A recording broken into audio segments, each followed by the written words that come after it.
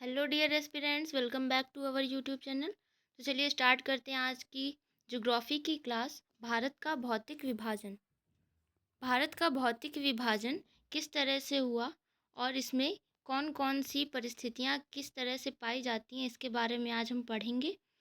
तो सबसे पहले ये जान लेते हैं कि अल्फ्रेड वैगनर एक भूगोलवेत्ता थे। अल्फ्रेड वैगनर एक भूगोलवेत्ता थे जिन्होंने महाद्वीपीय विस्थापन का सिद्धांत दिया था। महाद्वीपीय विस्थापन के सिद्धांत के बारे में हम वर्ल्ड ज्योग्राफी में पढ़ चुके होंगे पहले भी, या फिर मैं अभी एक क्लास लेकर आऊँगी महाद्वीपीय सिद्धांत के बारे में, तो उसमें हम पढ़ेंगे। महाद्वीपीय सिद्धांत ये कहता है कि जो पहले अभी के वर्तमान में जो 7 महाद्वीप हैं, तो पूर्व में करोड़ों साल पहले वो जो 7 महाद्वीप हैं इकट्ठे हुए थे, यानी कि एक ही भूखंड के हिस्से थे, ये अलग अलग नहीं थे। ठीक है। तो अल्फ्रेड वैगनर के अनुसार पृथ्वी पर सबसे पहले एक ही भूखंड था। पृथ्वी पर सबसे पहले एक ही भूखंड था जिसे हम पैंजिया कहते थे, और उस भूखंड के आसपास का जलीय भाग, पैंजिया के आसपास का विशाल जल भाग को हम पैंथालासा कहते थे। ग्लोब पर थोड़ा सा समझेंगे कि आपको दिख रहा होगा ग्लोब पर सबसे ऊपर ग्रीन ग्रीन जो हिस्सा दिख रहा है, ये भूभाग पैंजिया कहलाता था। और जो ब्लू हिस्सा दिख रहा है ग्लोब पर आगे से पीछे तक का पूरा विशाल जल भाग है, इसे हम पैंथालासा कहते थे। पैंजिया में अब वर्तमान के 7 महाद्वीप स्थित थे। ठीक है। अब वर्तमान में जितने 7 महाद्वीप हैं वो एक ही भूखंड में स्थित थे जिसको हम पैंजिया कहते थे। आगे समय के साथ साथ करोड़ों वर्ष में ये परिवर्तन होता है। तो समय के साथ साथ ये पैंजिया जो एक भूखंड था, ये उत्तर और दक्षिण दिशा में 2 प्लेट के हिसाब से ये उत्तर और दक्षिण दिशा में खसकने लगा, एक दूसरे से विपरीत दिशा में। तो उत्तर वाले जो भूखंड है, उत्तरी भूखंड, इसको हमने लॉरेशिया नाम दिया, और दक्षिणी वाला भूखंड है, इसको हमने गोंडवाना लैंड कहा। जो पैंजिया था इसका विभाजन 2 भूखंडों में हुआ, तो उत्तरी भूखंड को लॉरेशिया और दक्षिणी भूखंड को गोंडवाना लैंड कहेंगे। लॉरेशिया जो भूखंड था उसमें वर्तमान के महाद्वीपों में नॉर्थ अमेरिका, यूरेशिया और ग्रीनलैंड शामिल है। यूरेशिया में यूरोप और एशिया को मिलाकर ये एक ही प्लेट थी, यूरेशियन प्लेट, इसको नाम दिया गया था। गोंडवाना लैंड में जो वर्तमान के महाद्वीप हैं वे कौन से थे? तो साउथ अमेरिका, अफ्रीका, अंटार्कटिका और ऑस्ट्रेलिया स्थित थे। अफ्रीका और अंटार्कटिका के मध्य आपको एक हिस्सा दिख रहा होगा ग्रीन कलर का, वो है भारतीय प्लेट। ठीक है। तो भारतीय प्लेट आगे चलकर ये क्या होती है, यूरेशियन प्लेट की तरफ खसकती जाती है, उत्तर की तरफ खसकती जाती है, और यूरेशियन प्लेट से टकरा कर हिमालय पर्वत का निर्माण करती है। ठीक है। चलिए आगे बढ़ते हैं कि जब पैंजिया का विभाजन हुआ तो उसके उत्तरी भाग को लॉरेशिया कहा गया और दक्षिणी भाग को गोंडवाना लैंड कहा गया। तो उत्तरी भाग में जो लॉरेशिया था उसमें वर्तमान के उत्तरी अमेरिका, यूरोप और एशिया आते हैं।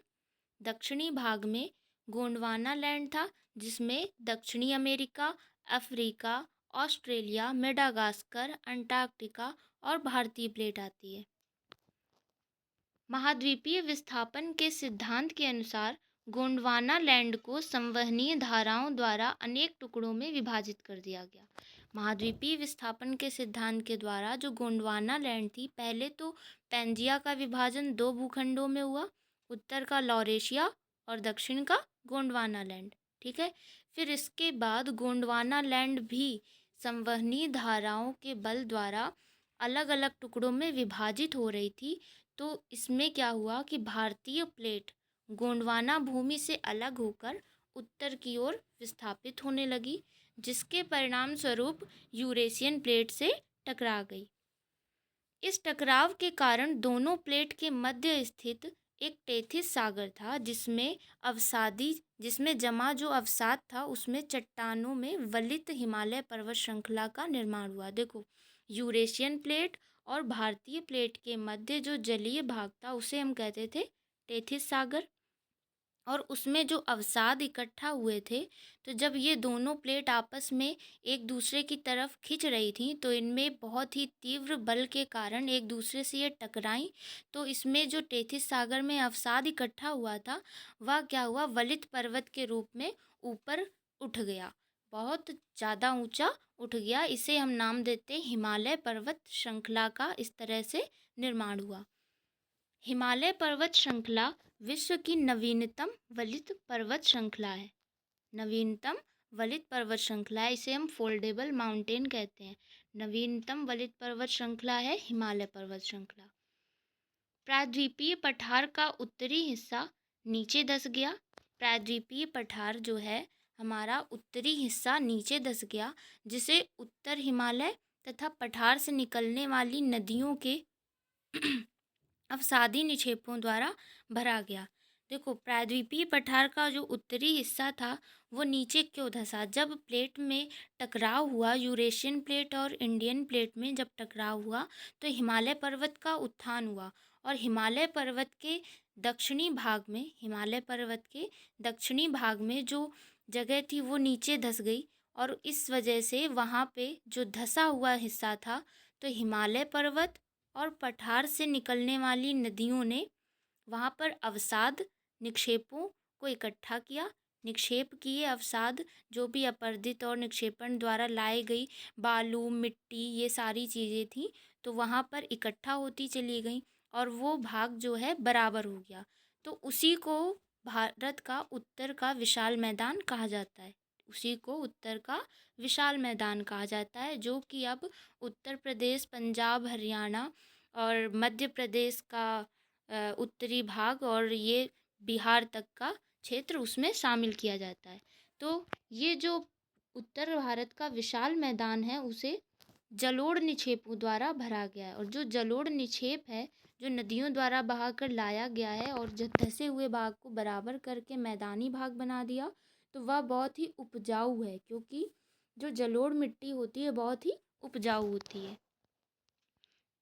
यहाँ कुछ इम्पॉर्टेंट पॉइंट्स हैं कि भारत जो है गोंडवाना लैंड का भाग है। भारत किस भूखंड का भाग है?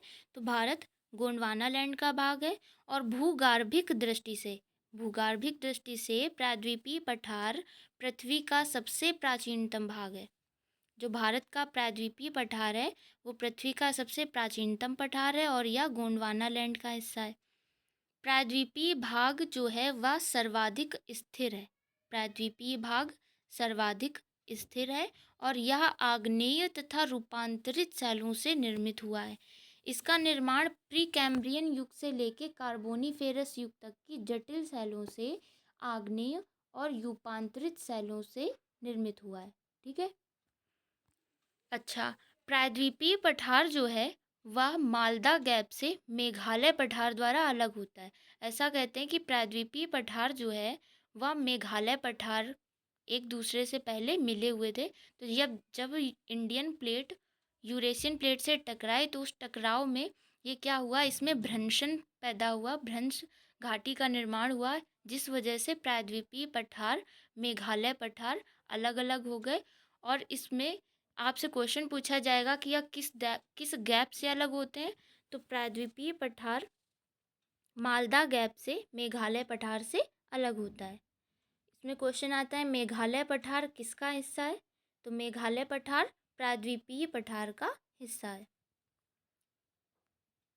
ये दिया गया है कि जो चट्टानें हैं वह किस युग में किस तरह से उनका निर्माण हुआ और उनका क्रम क्या है। क्वेश्चंस में इनका क्रम लगाने को भी आता है, तो इन्हें ध्यान रखेंगे कि आर्कियन, धारवाड़, कुडप्पा, विंध्य और गोंडवाना। ठीक है, ये इनका क्रम है। ये 5 प्रकार की मुख्य चट्टानें हैं। जो आर्कियन क्रम की चट्टानें थीं, उनके अपर्दन और निक्षेपण से, यानी सबसे पहले आर्कियन क्रम की चट्टानें थीं, तो उनके अपर्दन और निक्षेपण से धारवाड़ क्रम की चट्टानों का निर्माण हुआ। धारवाड़ क्रम की चट्टानें जब बनी, तो उनके अपर्दन और निक्षेपण से कुडप्पा क्रम की चट्टानों का निर्माण हुआ। फिर कुडप्पा क्रम की चट्टानों से विंध्य क्रम की और विंध्यन क्रम की चट्टानों से गोंडवाना क्रम की चट्टानों का निर्माण हुआ। इसके बारे में हम एक अलग टॉपिक लेके आएंगे। यूपीएससी पीसीएस में बहुत क्वेश्चन पूछे जाते हैं, तो इसके बारे में हम एक वीडियो में पढ़ेंगे 5-10 मिनट में, वो पूरा समाप्त हो जाएगा। ठीक है, तो नेक्स्ट चलते हैं कि धारवाड़ क्रम की जो चट्टानें हैं वो बहुत ही धात्विक हैं। ऐसा है कि जो अत्यधिक खनिज पाया जाता है भारत में, किस चट्टान से पाया जाता है, तो वह धारवाड़ क्रम की चट्टानों में पाया जाता है। सोना, लोहा, मैग्नीज, अभ्रक, तांबा, सीसा आदि जो खनिज पाए जाते हैं वह किस चट्टान में पाए जाते हैं, सब सर्वाधिक किस चट्टान में पाए जाते हैं, तो वह धारवाड़ क्रम की चट्टानों में पाए जाते हैं। गोंडवाना क्रम की चट्टानें सर्वाधिक कोयला प्राप्ति का स्रोत है। देखो, भारत में सर्वाधिक कोयला की प्राप्ति गोंडवाना चट्टानों से होती है, और इसमें भी बहुत ही अच्छी क्वालिटी का जो कोयला होता है वो बिटुमिनस कोयला यहाँ से पाया जाता है। भारत विभिन्न स्थलाकृतियों वाला एक विशाल देश है, जहाँ विभिन्न प्रकार की भूआकृतियाँ पाई जाती हैं, जैसे पर्वत हो गया, मैदान, मरुस्थल, पठार और द्वीप समूह। भारत का वर्तमान भौतिक स्वरूप तैयार होने में करोड़ों वर्ष, किसी भी देश का या फिर किसी भी स्थल खंड का जो भौतिक स्वरूप है उसको तैयार होने में करोड़ों वर्ष लगते हैं, क्योंकि वहाँ पे अपरदन, निक्षेपण, अपक्षय और भूगर्भिक हलचलों की भूमिका होती है इसको तैयार करने में। अपरदन का मतलब होता है किसी भी किसी भी ऑब्जेक्ट का, समझ लो, वायु द्वारा या फिर जल द्वारा बहा कर लाया जाना अपरदन होता है। उसका टूट टूट कर बहा कर लाया जाना, हवा द्वारा उसको बहा कर लाया जाना या जल द्वारा लाया जाना अपरदन होता है। और उस अपरदन को जब वह नदियाँ एक जगह पर छोड़ती हैं, इकट्ठा करती हैं, तो वो निक्षेपण होता है। और अपक्षय का मतलब होता है टूटना। भौतिक या फिर रासायनिक बल के कारण जब कोई भी चट्टान टूटती है तो उसको अपक्षय कहते हैं। और भूगर्भिक हलचलों का मतलब है कि पृथ्वी में जितनी भी हलचलें होती हैं, जैसे भूकंप आना, सुनामी आना, ज्वालामुखी का फटना, तो ये सारी हलचलें होती हैं भूगर्भिक हलचलें। तो इनके जो भौतिक स्वरूप है इनको तैयार होने में करोड़ों वर्ष लगते हैं, और अपरदन, निक्षेपण, अपक्षय एवं भूगर्भिक हलचलों की इसमें प्रमुख भूमिका होती है। चलते हैं कि भारत में लगभग 10.6% क्षेत्र पर पर्वत पाए जाते हैं। भारत में 10.6% क्षेत्र पर पर्वत पाए जाते हैं। 18.5% पर पहाड़ियाँ पाई जाती हैं। 27.7% पर पठार पाए जाते हैं, और 43.2% क्षेत्र पर मैदानी भाग पाए जाते हैं। अगर क्वेश्चन आता है कि सबसे ज़्यादा भारत में कौन सा स्थल है, तो मैदानी भाग है। ठीक है, नेक्स्ट आते हैं कि भारत के भूआकृतिक प्रदेश जो हैं वो कितने हैं। तो कई किताबों में अलग अलग दिया हुआ होता है, लेकिन एनसीईआरटी के अकॉर्डिंग भारत के जो भूआकृतिक उपप्रदेश हैं वो कितने हैं, 6 हैं। तो उत्तर तथा उत्तर पूर्वी पर्वतमाला, भारत में उत्तर तथा उत्तर पूर्वी पर्वतमाला स्थित है। उत्तरी भारत का विशाल मैदान भारतीय मरुस्थल जो कि राजस्थान में स्थित है, और उत्तर भारत का विशाल मैदान आपको ग्रीन ग्रीन दिख रहा होगा, ये असम के क्षेत्र में भी फैला हुआ है। और यहाँ से पंजाब, हरियाणा, चंडीगढ़ और क्या कहते हैं, उत्तर प्रदेश, वेस्ट बंगाल और बिहार के क्षेत्र में उत्तर भारत का विशाल मैदान पाया जाता है। भारतीय मरुस्थल राजस्थान, उत्तरी गुजरात, बहुत ही कम गुजरात का लगता है, लेकिन पूरा ये संपूर्ण रूप से मरुस्थल जो है वो राजस्थान में पाया जाता है, और हल्का फुल्का ये लगा हुआ है पश्चिमी उत्तर प्रदेश से। प्रायद्वीपीय पठार, भारत का प्रायद्वीपीय पठार जहाँ से बहुत सारे खनिज मिलते हैं।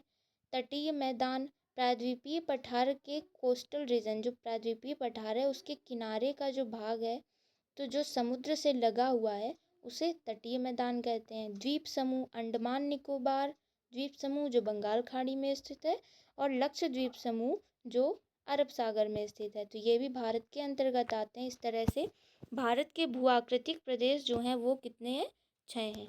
इनको हम अगले क्लास में एक एक करके एक एक टॉपिक बहुत डीपली पढ़ेंगे, क्योंकि इनसे बहुत सारे क्वेश्चंस आते हैं कि उत्तर तथा उत्तरी पर्वतमाला में कि पूर्वोत्तर की जो पहाड़ियाँ हैं वो कौन सी, उनका क्रम क्या है, ट्रांस हिमालय, मध्य हिमालय, लघु हिमालय, ये जो 4 पार्ट हैं हिमालय के, इसमें भी कौन सी ऊंची चोटी सर्वाधिक है, किस जगह पर पड़ती है, भारत का विशाल मैदान, इसमें कौन से क्षेत्र आते हैं, कृषि की क्या महत्व है इसमें, मरुस्थल का, प्रायद्वीपीय पठार कि कौन कौन से इसमें स्थल हैं, कि कहाँ कहाँ से इनसे खनिज पाए जाते हैं, और तटीय मैदान, द्वीप समूह, इनके बारे में हम एक एक पढ़ेंगे। तो आई होप आपको ये वीडियो पसंद आया होगा। तो चलिए मिलते हैं नेक्स्ट क्लास में। अगर आप इस चैनल पर नए हैं तो इस चैनल को लाइक, सब्सक्राइब और शेयर ज़रूर करें। चलिए मिलते हैं नेक्स्ट क्लास में ऐसे ही इम्पॉर्टेंट टॉपिक के साथ और बेहद ही महत्वपूर्ण कॉन्सेप्ट क्लियरिंग मेथड के साथ। ठीक है, थैंक यू।